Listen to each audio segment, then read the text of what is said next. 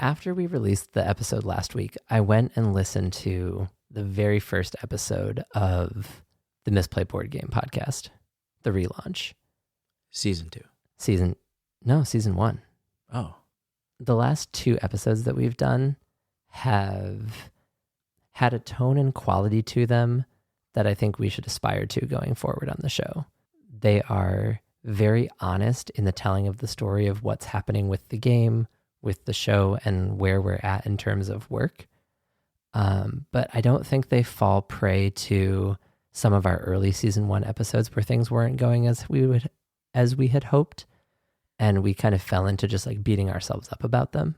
But I think there's a way to tell the story that has that sense of honesty and meets the challenges of a show or of the game design without being overly like self-deprecating, but also not pretending that, we had a playtest, it wasn't very good, but we're still great. So I think these last 2 shows that we've done are what I would like to see the tone of the show continue with as we go forward. I'm Hunter Pence, and you're listening to the Misplay podcast. Oh, yeah.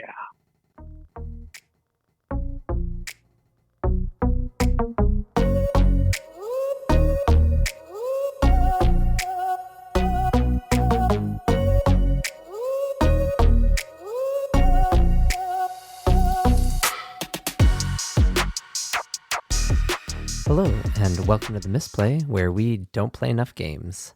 My name is Mark. My name is Jason. Elephant in the room. I think it's always been. Is that the game? Elephant in the room? Yeah. That has to exist as a game. Like just that name. That game has to exist. We should probably Google it That's part of it. before we start designing it. Yeah, we should have done that with Animal Kingdom. Go on. I'd rather not right now. We'll get there. But our Misplay, people listening to the episode, they see that it's called Design Block. And it's probably a contributing factor to our design block. We can say it. We've said it before. We have to play more games. And it's not the reason we're like stuck. But I think if we played more games, we would have a better sense of where we want to go, what we want to do. I think that's accurate. And that was part of our learning about games, part of our Venn diagram as we embarked on this journey. And we've done very little of it. But we do keep saying it. And I'm going to compare it to a study around exercise. There's this study that you shouldn't tell somebody, I'm going to go for a run later. Because what happens in your brain apparently is like the dopamine effect of going on a run releases a little bit when you say, I'm going to go run later. You're already giving yourself credit for doing that. And people who say that are less likely then to go run. And you should just go out and run and not tell people, I'm going to go running later. I'm going to play more games. We should just play more games. Did the dopamine hit for you, Jason? Yeah, a little bit. I have games in there we haven't opened. When's our game night? That would help. I'm on team. I haven't read the study that you're referencing, but I'm on team. If you want to increase the opportunity or the likelihood of something happening, you have to make some changes in our environment in order to make those things happen. Having a scheduled game night would be the change in the environment that I recommend. You're on it. You got to pick the night. Wednesday. Could be good. Could be good. Okay. Presuming we start Wednesday night game night, what do you hope to glean from playing a wider variety of games? How is it going to help where we are now? I think where we would start is games that are similar to what we're doing in some way. Since we've started our project with Animal Kingdom, we've had a number of people forward us games that are like, have you played this? Have you seen this? And so there's a bunch of games that are similar to what we're trying to do. So I would start there. I would play some of those games to make sure that we're moving away from those, that we're offering something different. I think that makes sense. Also, playing more games in the genres or in the theme that we're looking at would serve to widen the palette of what we have access to in terms of how we design the game also. The goal today is more than just telling the audience what we're doing. The goal today is to actually see if you and I can have a little bit of a breakthrough to kind of break through this design block that we're in. And we'll tell you the things that are causing us to feel stuck. But before we do that, this week's episode is sponsored by Koenig Creations. Koenig Creations is a print and play design studio that seeks to make accessible, fun games that are easy to print. Their games include Vault, a solitaire dice game, and Flip Freighters, a competitive flip and fill game. Both games have been adapted by Board Game Arena and are available to play for free. Their newest game, Elevator Operator, has players channeling their inner AI as they seek to get customers up and down to their preferred hotel floor. If you would like to know more about Koenig Creations, visit their website at koenigcreations.com, KOENIGKREATIONS.com. Easy to print, easy to play. The slogan still slaps. Yes. So does their blog. I've been reading Wayne's articles on the blog, and similar to what we're doing, we're trying to give people a window into the design process. He's doing the same thing on his website. Okay, Mark, before we talk about our design block, I wanted to have a little bit of fun. And I'm going to throw us back for anybody who listened to our old show. This new segment is not a new segment. This is an old segment. This is Mark Can't Possibly Disagree. In Mark Can't Possibly Disagree, I make a statement that I believe is absolutely true. And Mark always finds a way to disagree, even though he can't, he shouldn't. And I'm confident I'm actually going to turn you on this one. Mark can't possibly disagree. Monopoly is a great game. I don't believe that's true. I messed up here. I forgot that you had that line next. It's been so long. It hurts. The signature line. I don't believe that's true. Go on. Onus is on the prosecution. I think in this case, I would like to hear why you don't think Monopoly is a great game. Monopoly is a pro-capitalist dice rolling game where you roll dice and extract money from people for property that wasn't originally yours. You go around the board and arbitrarily land on spaces of arbitrary value in a very sequential order. You are in a race to see who can develop the most extractive place possible first. And then if you do that and you get lucky and your opponent lands on that, you get paid off until they don't have any money. Much wow. Very unfun. You could not have described the game better. I agree. That's exactly what the game is. It is luck-based. It is capitalistic. And those are the reasons you don't like it. Yes. Do you know who created Monopoly? No. Hasbro. I think it's Parker Brothers. Oh. Who actually signed it. Parker Brothers. They did not create the game. Go on. But the person who created Monopoly, I had to do some research. Lizzie Magie created originally a game called The Landlord's Game. And that was her whole point. You're actually going to really like this. Her whole point was to show that the system was broken, that the game is rigged in the favor of landlords, and people are just eventually going to lose all their money. That was the whole point. That's what she was trying to show.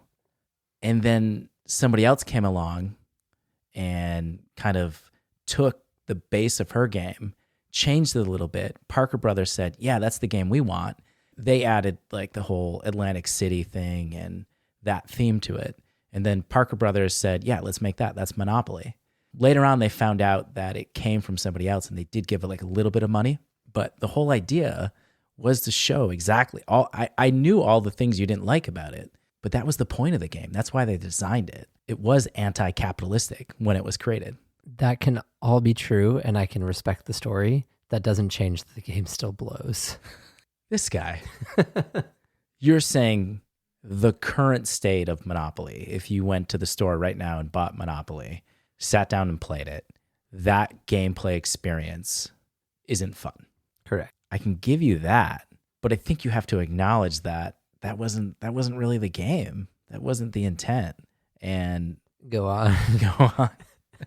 That's my line. You can't say go on. I tricked you a little bit because I'm talking about the original idea for the game. If I had said the original idea for Monopoly is a great game. The original idea for Monopoly is a great illustration of a very real social problem. Your thing says, I'm gonna lawyer on you now. Your thing says great game. One, your metrics are incredibly vague. So I guess if great is illustrative of a soul-crushing social problem, nailed it. If you're looking for a fun play experience that I'd like to sit down with some of my friends and have a nice, enjoyable board game night together, Monopoly is not the game I'm bringing to the table. Even with the context of the lovely story about how an anti-capitalist was demonstrating how terrible landlording is. But do you then only believe great games are games that you enjoy playing? A game cannot be great if you don't like it. No, Settlers of Catan, great game. Not for me. How is Monopoly different? I suppose it's not. I did it. Sure. Only because we have to finish recording. Where are we? It was Mark who said it. Other Mark. I can't tell you how strange it was seeing Mark, other Mark with a C. Yeah. In the show doc. When I first glanced at it, it took me a minute to catch up. Kolakoma, who has said a couple of times now in our meetings on Wednesdays that we have moved so far away from the original concept of the game that we're just doing something entirely different that isn't necessarily what people thought we were going to be creating. So I think that's a good starting point for talking about why we're stuck and what we're stuck on. We talked a little bit before the show. We wrote down some things. We kind of have a list of 5 things that we've said, this is why we're stuck. We should give context, though, first. Where are we at? What's going on? What was our last playtest like?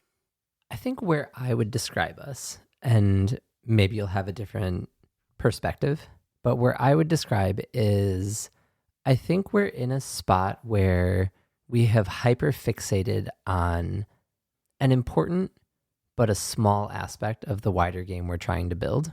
And in hyper fixating on this kind of small aspect, it has narrowed our field of vision to, well, we have to get this map piece right, and we have to get this movement thing right, and we have to get how players being in the same location is right.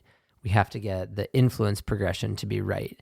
And it's this microcosm, because when I look back, right, if I look at how I think about where we want to go with the game, we're trying to develop this creation of this sense of you're a political candidate campaigning for votes on issues for voters to come and vote for you.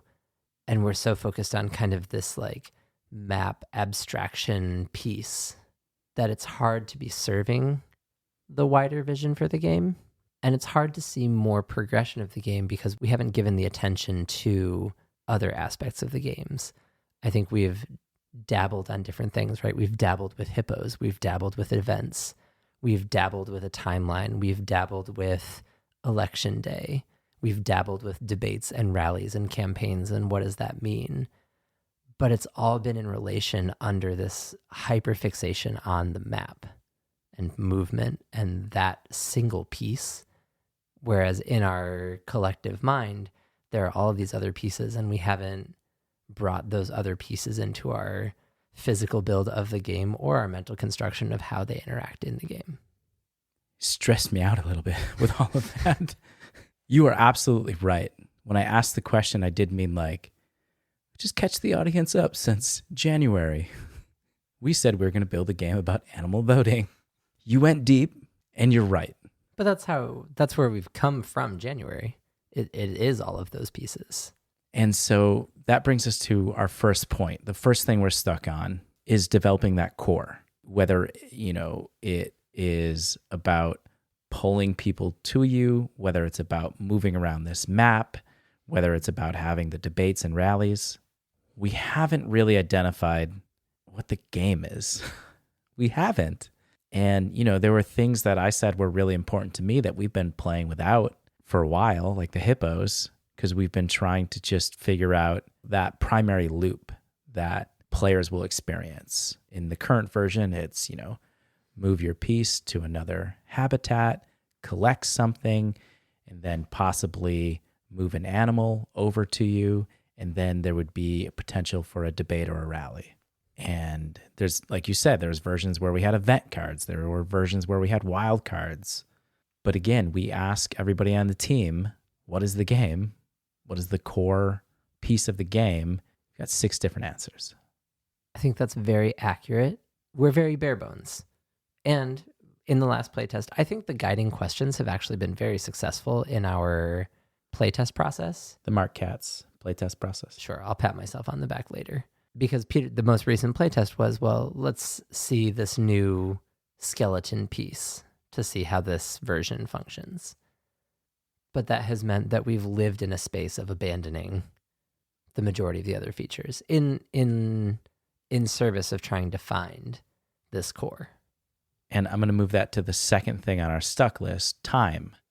Because we keep making really big changes to the structure of the game, different maps, different cards, completely different loops. We retain a little bit every time, but we keep moving further and further away from what the last playtest was. And people haven't felt great about any version. We have now created a situation where time is against us. We were hoping to get to Kubla Khan in May. I think that's a stretch right now. It's less than a month away. I think to sit down with a game in the Proto-Spiel section of Kubla Khan, it's a bit of a stretch. The other looming deadline is Future Playtest Hall at Gen Con. That's been the big one. That was the thing that we've been trying to shoot for 9 months. And that has put a lot of pressure. I don't know if other people feel it, but I feel it. It's something I feel immensely. I'm a little bit stressed that we're not going to have a product that we can take to the first exposure playtest hall and feel good about. I know we could take almost anything that we're doing and go into that space and say, hey, try our game. I don't think that's going to go well. There's lots of things to learn from that, but we want to be in a better spot. And the clock is ticking. We haven't talked about that elephant in the room yet. And maybe the time is more of the elephant for you, but Mike C. helped us with a little market research. This is number 3 on our stuck list. Have you heard of... He's looking around the room. Animal Kingdoms. Oh, the plural. Yes. No, I haven't. Tell me more. It's a game that exists. Well, the first thing we should say is we have known that this game would never be called Animal Kingdom. From the moment we said it, I don't know who said it, probably me. We have always known that is not the name of the game. It's a placeholder. It's been a placeholder the entire time. That does not change the irony of only finding out recently that there is another game called Animal Kingdoms, and it's about kind of moving around different habitats and gaining, influence and getting people on your side. I think if you put it that way, it's very easy to say, oh, we're making the same thing. Peter has watched some of the actual gameplay of it in his assessment of watching the playthrough, which is more than you or I have done, and what our version of Animal Kingdom is. They're different enough that we're going to rebrand and reskin our game anyway, but they're not so close. They're features that are similar. It should be on the list of games that we should play. Yes, along with Zoo Vadis, Zoocracy. Zootopia? That's a movie. Dang it. Political Animals. It's my least favorite sounding one. Political Animals from Breaking Games is the non-confrontational strategy game for 2 to 5 players. Players of political animals compete to pass policies in order to advance their political agendas. Not the same, but there's a number of games that are in this theme. I think it's put the team in a position where they're like, are we just remaking something that's already out there? I think it's just lowered the excitement level a little bit. And very explicitly counter to what I'm So Bad has stated he wants to do. Like, why invent a game that already exists? Yes, our game is different, but there are these beautiful applications in a similar theme. If this were the game, we would need it to have more passion behind it and a little more je ne sais quoi. Oh, French, yeah. I really don't speak any French. It's great. I'm helping. But so contributing to a little bit of lower engagement is there is this sphere of games that are these probably very deft and skilled applications of games that are in the same theme land as we are. Number 4 is getting stuck. Little picture versus big picture. Yeah, so I think this is a little bit where we have really tried to invest in learning what are the core gameplay functionalities that players will interact with. And we've been so hyper aware and hyper fixated on developing the map, the movement, and this small microcosm of mechanics in the game that hasn't allowed us to explore other things. And so we're looking and responding to a very narrow, small piece. And I think we've lost a wider vision for the other things that need to be in the game, that we want to be in the game, that ultimately will be the things that make the game more compelling. And the 5th thing on our list is the varying capacities among the team members and the challenges of working in a large team to develop a game. He's back to Tuckman. Every episode. I feel conflicted about attributing the team collaborative dynamic to a reason why we're stuck. I do think there are real capacity limitations in working remote, in the different capacities of the different people among us on the team. But for me, like, the collaborative piece is the fun part. You remember we had the meeting where we all sat down and like you had us do breakout rooms. By far my favorite Wednesday meeting, not close. I really enjoy that collaborative piece. I've said it multiple times that I am not the monolithic game designer who's going to sit in my room and spend 16 hours, 32 hours on my weekend building a board game. Yes, you've said that before. I've heard you say that many times. I know that. The thing is, while breakout room meeting was really great, I'm not sure how much of that we've actually taken and applied to the versions of the games that we're playing. We keep moving different directions. And that, I think I said in the last meeting, I take a lot of blame for that as the project manager. But there is something about having a clear vision on the design, and we don't have it.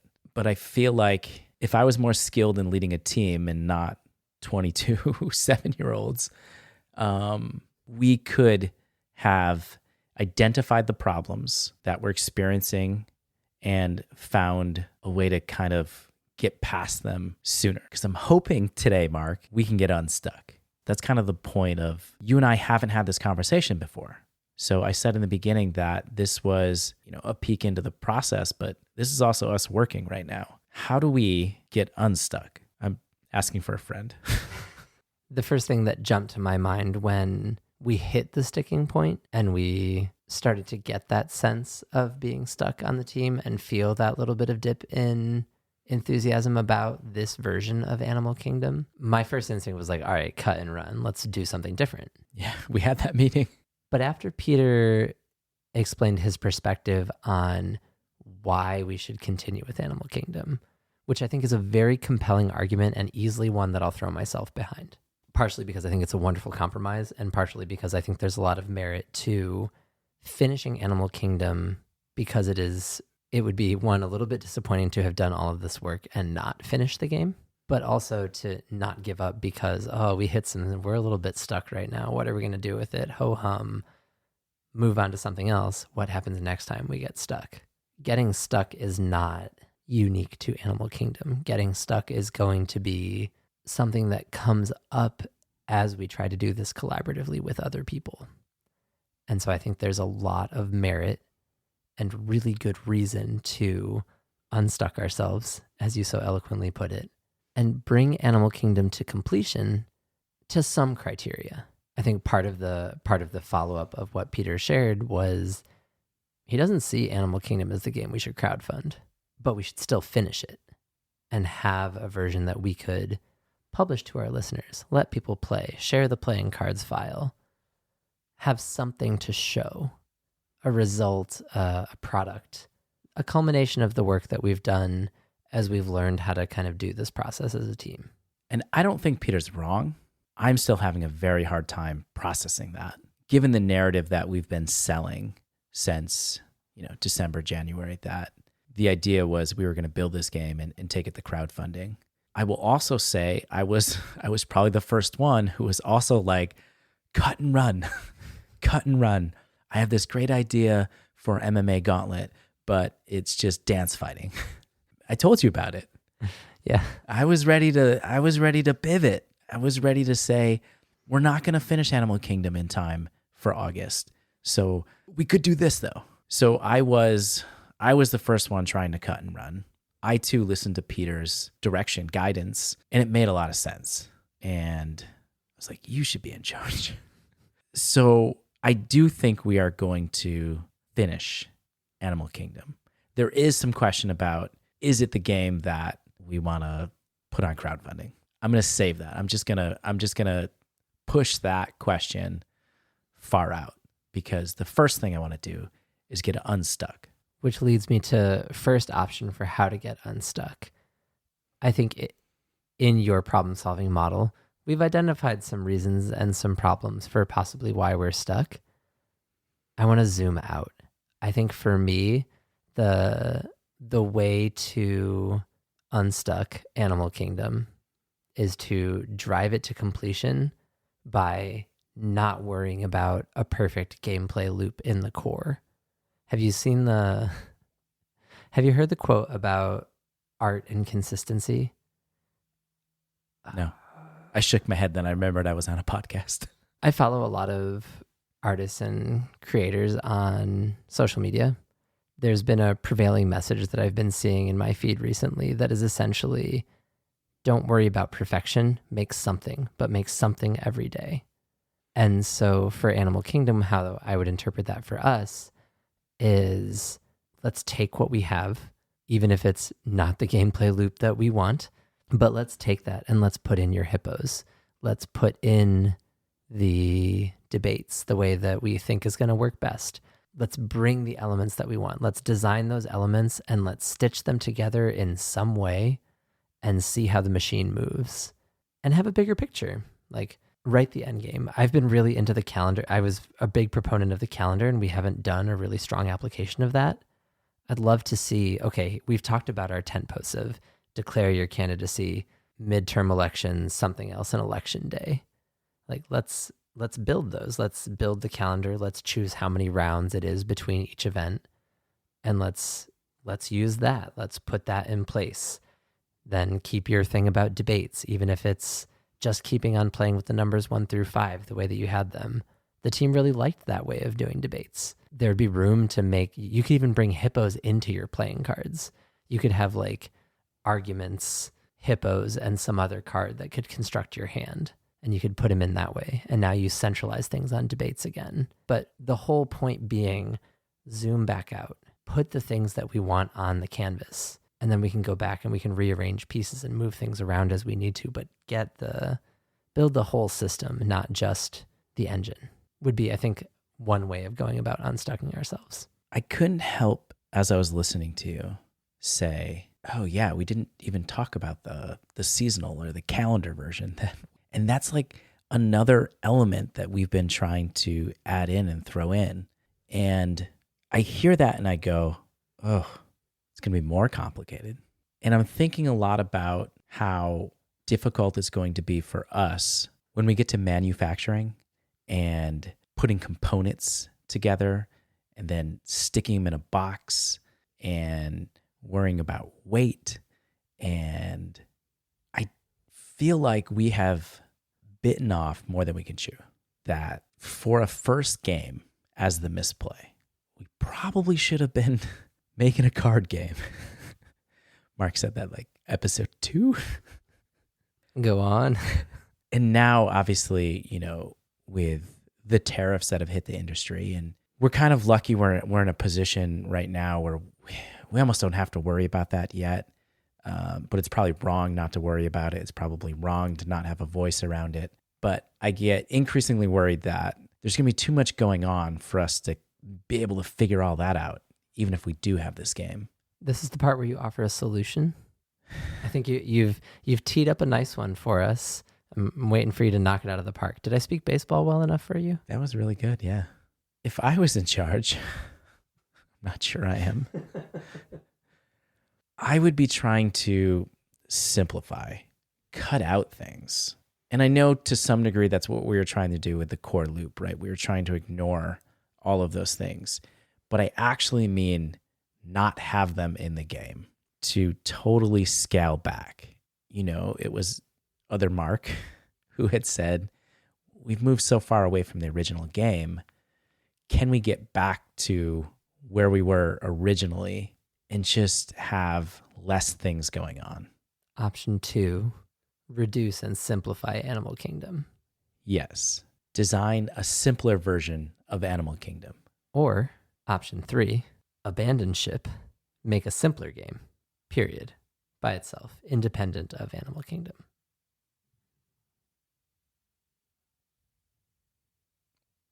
I can't even with you. Well, I don't understand. For the audience there, I probably cut out about 4 minutes of just silence and glares at Mark, because I thought that I'll give you that unsticks us.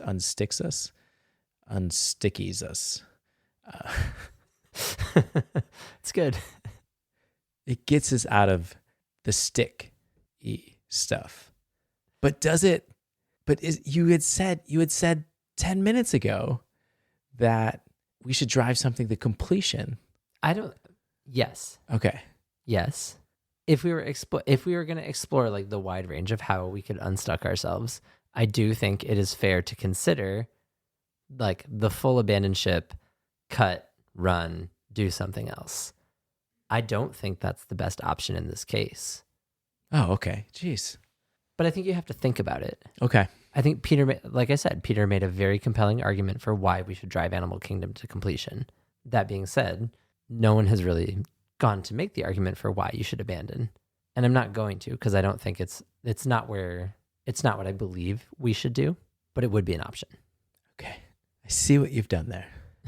I think that barring option 3, I think that sets our agenda for what we want to be working on with the team this week. I want to be unstuck right now. Well, then you, project manager, have to make a decision. Are we going to unstuck ourselves by driving the more complex, more bells and whistles version of Animal Kingdom to completion? Or are we going to strip down and complete a simpler version of Animal Kingdom? I think that's what you would have to go into Wednesday knowing if we're going to unstick ourselves now. The Misplay podcast is brought to you by Mike C., Missy, JP Savard. It's pretty good. It's a little gimmicky, but it's pretty good. You can't just immediately unstuck. That's not how creative anything works. Yeah. We're thinking about what we have to do. Don't tell your dopamine receptors. Like I said, I think it informs what we should be working on with the team and what the agenda is. Simplify. Go big picture. Go back and think of Leone's story about designing Biome.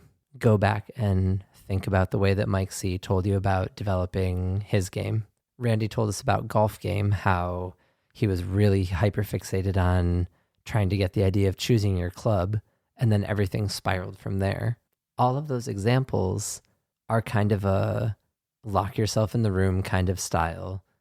Build something, and then spend the rest of your time revising. I think we have we've gone into revising, but we're only revising the one piece. And if we want it to just be that one piece, I think that's okay, because I think that changes the way that we design. I think it changes the way that we iterate. I think it changes the way that we play test the bare bones map version that we have. But if we're going to entertain the idea of the wider, more complex version, we should design the more complex version before we go and start refining small pieces of it. Or scale back. Yes, I think those are the options.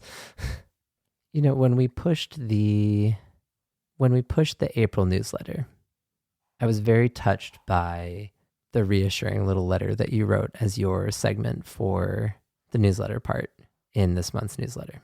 Because being stuck is not a pleasant experience, right? And it's frustrating.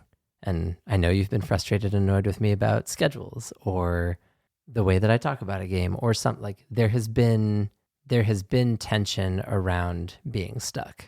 Yeah, I got a list. And that's fine.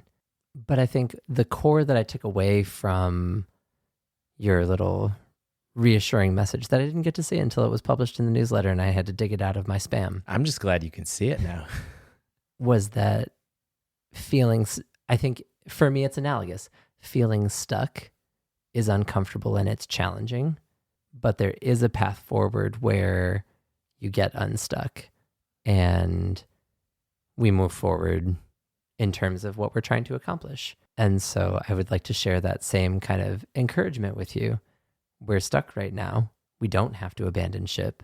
And we do have a really great team of talented, intelligent people. And this is part of it. And your concerns about kind of the narrative of Animal Kingdom that we've been pushing. I forgot who it was that said it, but like probably Peter, because Peter's good with the words. But like that this is a messy process. Yeah. And we set out, like you said, we set out possibly having bitten off more than we can chew in this game. And so I trust that the show, the narrative, our audience can be flexible in following along, that Animal Kingdom may not be the game. It may be where we might not make it to Kubla Khan. It might not be the game we bring to Gen Con. We're going to bring something. But Animal Kingdom might not be able to sustain and achieve the aspiration that we have in terms of what we want for the project. And if that's true, that's just another part of the process. It's another part of the story. Season 2 is about building a game and trying to aim at being able to launch a crowdfunding campaign. If the game we're working on right now isn't going to accomplish that for us, then it's our obligation to change so that the story can continue. Tearing up a little bit. If I lifted you up with my newsletter article, great. You're lifting me up right now. Everything you said there is so perfect that I don't want to ruin it with another word. The Misplay podcast is brought to you by Mike C., Missy, JP Savard, Parney, Kyle Flowers, Ajos, Brian, Binns, and Peter. Consider donating at patreon.com/themisplay. If you'd like to become a featured sponsor of the show, find our FAQ in Discord.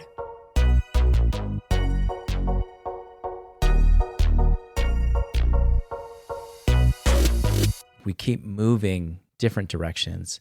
This is what I thought the whole episode was going to be about. I kind of want to leave that.